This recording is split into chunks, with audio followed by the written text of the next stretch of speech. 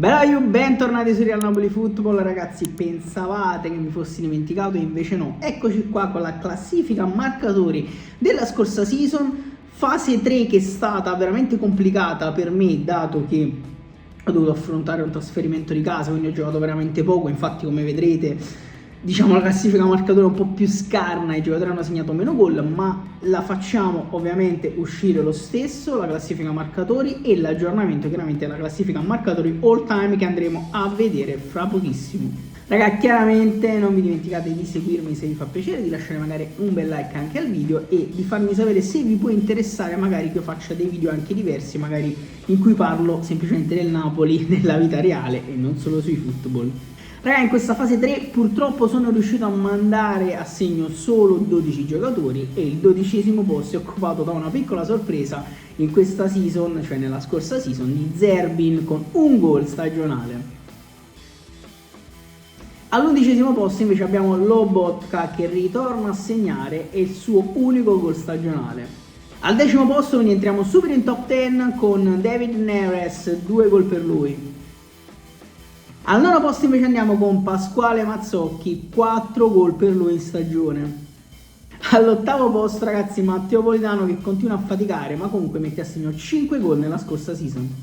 Al 7° posto troviamo il nostro Filippo Ngonghe, ribattezzato Filippo da me, con ben 8 gol stagionali. Al 6° posto Giacomino Raspadori, 9 gol per lui, ci ha aiutato abbastanza. Al 5° posto il Ciolito Simeone, che apre la top 5 con 9 gol stagionali, stagione un po' così e così per lui. Al 4° posto invece troviamo Zammanghissa, ragazzi, 11 gol stagionali, ha ricominciato a segnare con continuità. Apriamo la top 3 ovviamente con Diego Armando Maradona, 22 gol stagionali per lui, questa season si posiziona al 3° posto. Al 2° posto troviamo invece Krishna Kvaratskhelia, ragazzi, 25 gol per lui.